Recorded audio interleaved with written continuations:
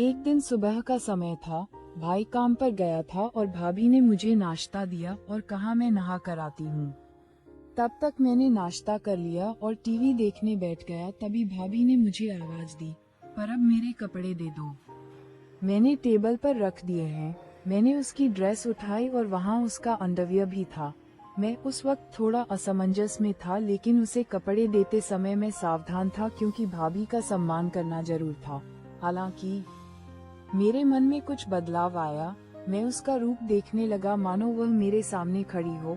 उसने मुझे फिर आवाज दी और मैं बाथरूम की ओर चला गया। उसके कपड़े उसे दे दिए। उसने फिर से दरवाजा बंद कर दिया और मैं वहीं रुक गया। मैं दरवाजे के छेद से अंदर देखने के लिए उत्सुकता से उठ खड़ा हुआ। वह कोई नहीं था, बस हम दोनों ही थे। भाभी नहा चुकी थी और अपने कपड़े बदल रही थी। मैं सिर्फ उसका पिछले हिस्सा ही देख पा रहा था। कुछ देर बाद वह बाहर आए और नमस्कार दोस्तों, मेरा नाम परब है। ये तब की बात है जब मैं 11 साल का था। मैं बहुत छोटा था जब मैं गर्मी की छुट्टियों में भाई के पास गया था। जब मैं 10वीं क्लास में था तो मेरी भाभी थोड़ी मोटी थी, लेकिन वह बहुत गोरी लग रही थी। वह हर वक्त छोटे कपड़े पहनती रहती थी। पूरे दिन घर पर सिर्फ मैं और भाभी ही होते थे, क्योंकि भाई काम पर जाता था। मैं और भाभी बचपन से ही बहुत फ्री रहते थे। वे मेरे बारे में सब कुछ जानती थी, तो वह मुझे अपने पास पकड़ लेती और गले लगा लेती। हम हर दिन ऐसा करते थे। लेकिन अब मैं बड़ा हो गया था और मुझे उसकी बाहों में बहुत अच्छा महसूस होता था। जब वह मुझे गले लगाती थी तो मेरा साथी बड़ा हो जाता था। फिर मैंने तुरंत उसे गले लगा लिया और मजे लेने लगा। मैं एक दिवस उत्सव के लिए उनके पास गया था। कुछ दिन बीत गए। एक दिन सुबह हो गई। भाई काम पर गए थे और भाभी ने मुझे नाश्ता दिया और कहा मैं नहा कर आती हूँ। तब तक मैंने नाश्ता कर लिया और टीवी देखने बैठ गया। तभी भाभी ने मुझे आवाज दी, पर अब मेरे कपड़े दे दो। मैंने टेबल पर रख दिए हैं। मैंने उसकी ड्रेस उठाई और वहाँ उसका अंडरवियर भी था। मैं उस वक्त थोड़ा असमंजस में था, लेकिन उसे कपड़े देते समय मैं सावधान था क्योंकि भाभी का सम्मान करना जरूरी था। हालांकि मेरे मन में कुछ बदलाव आया था। मैं उसका रूप देखने लगा मानो वह मेरे सामने खड़ी हो। उसने मुझे वापस बुलाया और मैं बाथरूम की ओर चला गया। उसके कपड़े उसे दे दिए। उसने फिर दरवाजा बंद कर दिया और मैं वहीं रुक गया। मैं दरवाजे की दरार से अंदर देखने के लिए उत्सुकता से उठ खड़ा हुआ। वह कोई नहीं था, बस हम दोनों ही थे। भाभी नहा रही थी और अपने कपड़े बदल रही थी। मैं सिर्फ उसका पिछला हिस्सा ही देख पा रहा था। कुछ क्षण बाद वह बाहर आई और मुझसे बोली, पर अब तुम भी नहा लो। मैं तुरंत वहाँ से निकला और नहाने लगा। अंदर भाभी का अंडरवियर लटका हुआ था। मैंने उसे हाथ में ले लिया और उसकी महक में खो गया। नहाने के बाद कमर पर तौलिया लपेटकर बाहर आया और बोला, भाभी मेरे कपड़े दे दो। भाभी ने मुझे कपड़े दिए और मैं जल्दी से कपड़े पहनकर तैयार होकर रसोई में चला गया। भाई काम पर जा रहे थे। भाभी रसोई में दोपहर का खाना बना रही थी। जब मैं वहां पहुंचा तो उसने मुझे गले लगा लिया। उस वक्त मैं उसके करीब रहकर खुश था। मेरे मन में कहीं ना कहीं ऐसा होने लगा। मैंने उससे पूछा, क्या मैं कोई मदद कर सकता हूँ? उसने उत्तर दिया, नहीं, तुम यहीं चुपचाप बैठे रहो। फिर वह बातें करती, हंसती खेलती खाना बनाती। दोपहर के भोजन के बाद हम बिस्तर पर चले गए। भाभी चादर ओढ़कर सो गई और बोली, पर अब तुम भी मेरे साथ सो जाओ। मैं आज बहुत थक गई हूँ। उसकी आवाज में कुछ खास था और उस पल कई सवाल खड़े हो गए। वह बोली, बदन भी बहुत दर्द कर रहा है। मैंने तुरंत भाभी से पूछा, क्या मैं आपके शरीर को दबा सकता हूँ अगर आपको कोई दिक्कत नहीं है? तो उसने नहीं कहा। मैंने फिर पूछा। मैं उसके पीछे पड़ा और बोला, भाभी बोलो दर्द हो रहा है तो दबा दो। उसने कहा, ठीक है। मैं धीरे धीरे उसके पैर दबाने लगा। उसके घुटनों तक पहुंचकर मैं रुका और अब उसकी वह चीज दिख रही थी। मैंने उससे पूछा, भाभी ऊपर भी दबाना है क्या? तो वह बोली, हाँ दबाओ, मुझे आराम मिलेगा। धीरे धीरे मैंने उसके कपड़े ऊपर उठाए और मैं उसका आकार देख सका। उस दृश्य को देखकर मुझे एक अलग ही अनुभव हुआ। उसी पल मेरा ध्यान उस चीज पर रुक गया और मैं पूरी तरह से भ्रमित था। पर अब रुको, तुम्हारे पैर दबाती हूँ, तुम्हारे भी पैर दर्द कर रहे होंगे। वह मेरे पैर दबाने लगी और उसके नाजुक हाथों के स्पर्श से मुझे बहुत अच्छा महसूस हो रहा था। उसने मेरे पैरों को दबाते हुए मुझे आराम दिया और फिर हम वहीं सो गए। अब मुझे थोड़ा बेहतर महसूस हुआ।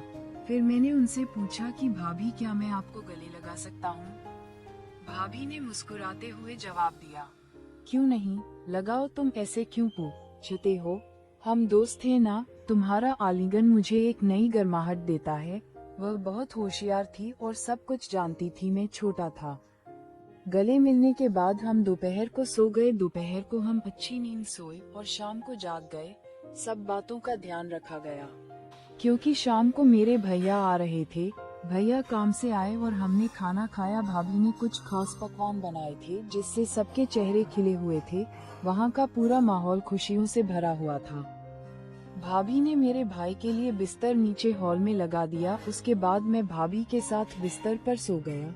चूंकि हम दोपहर में अच्छी नींद लेते थे, इसलिए हमें रात में नींद नहीं आती थी। रात के 2 बजे थे, फिर भी मुझे नींद नहीं आ रही थी। भाभी एक करवट से दूसरे करवट पर सो रही थी, लेकिन उसे भी नींद नहीं आ रही थी। कमरे में एक छोटा सा लाल बल्ब जल रहा था और बाकी कमरा अंधेरे में डूबा हुआ था। उस शांत वातावरण में हमारे मन में विचारों की लहरें दौड़ रही थी। एक दूसरे के करीब होने के कारण उस पल का रहस्य हमारे दिमाग में घूम रहा था। मैं और भाभी अंधेरे में जाग रहे थे। उसने मुझसे कहा, शांत रहो, पर अब शोर मत करो। सुबह के 3 बजे है। और फिर वह सो गई। सुबह हम देर से उठे। भैया उसे जगाने आए और बोले, जल्दी उठो, मैं काम पर जा रहा हूँ। हम उसकी आवाज सुनकर जाग गया और कुछ ही देर में नहाकर तरोताजा हो गया। भाभी ने मेरे लिए कुछ खास व्यंजन बनाए थे ताकि हमारे दिन की शुरुआत अच्छी हो। मेरे पसंदीदा भोजन की महक ने रसोई में एक विशेष माहौल बना दिया और वह मुस्कुराकर मुझसे बोली, चलो अब नाश्ता कर लेते हैं। उसने मुझे चाय और नाश्ता दिया और फिर नहाने चली गई। नाश्ता करते समय मुझे रात की घटनाएं याद आ रही थी और सोचा कि क्यों ना दोपहर को भाभी से इस बारे में बात की जाए। तभी भाभी ने मुझे अपने कपड़े देने के लिए बुलाया। मैं उसके पास कपड़े ले गया और हमेशा की तरह दरवाजे की दरार से उसे कपड़े बदलते हुए देखा। नहाने के बाद भाभी खाना बना रही थी। मैंने उससे पूछा, भाभी खाना हुआ क्या? उन्होंने जवाब दिया, हाँ, थोड़ा सा बाकी है। फिर हमने खाना खाया और आराम करने के लिए बिस्तर पर चले गए। मैं और भाभी एक ही चादर में सो गए। उसने मुझे गले लगाया, मैंने भी उसे कसकर गले लगाया। मैंने भाभी की तरह उसकी तरफ देखा और कहा, क्या मैं एक बात पूछ सकता हूँ? उसने सोचते हुए कहा, पूछो। मैंने आगे कहा, भाभी, रात को पति पत्नी क्या करते हैं? भाभी ने मुस्कुराकर जवाब दिया, कुछ नहीं करते। फिर बोली, पति पत्नी जो करते हैं वही करते हैं। जब तुम बड़े हो जाओगे या शादी कर लोगे तब तुम्हें समझ आएगा। लेकिन फिर भी तुम्हें बताती हूँ, पति और पत्नियां वही करते हैं जो जानवर करते हैं। उस दिन कुत्ता और कुतिया जो करते थे वैसा ही पति पत्नी करते हैं। मैंने उनसे पूछा, अरे भाभी, यह क्या सिर्फ पति पत्नी के लिए है? उसने जवाब दिया, नहीं, कोई भी कर सकता है, लेकिन इसे निजी रखना महत्वपूर्ण है। यह एक रहस्य है। अगर किसी को पता चल गया तो बड़ी बदनामी हो सकती है। मैंने थोड़ा आश्चर्य से पूछा, क्या ऐसा हो सकता है? उसके बाद मैंने विषय बदलते हुए कहा, भाभी, क्या आज हम कोई नई चीज कर सकते हैं?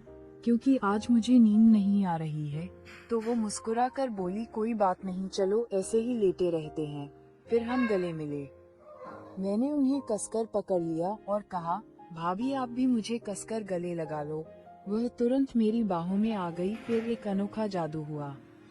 उस क्षण मुझे एक अपूर्वानंद की अनुभूति हुई। हमारे हाथ एक दूसरे के चारों ओर घूम रहे थे और बीच में उन मधुर क्षणों में हमें बहुत विशेष महसूस हुआ।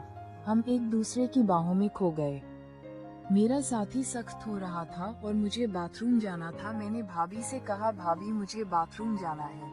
उसने भी मुझसे कहा, चलो, मुझे भी जाना है। हम दोनों एक साथ बाथरूम गए। फिर मैंने मन में ठान लिया कि भाभी को अपने साथी के दर्शन दिखाऊंगा।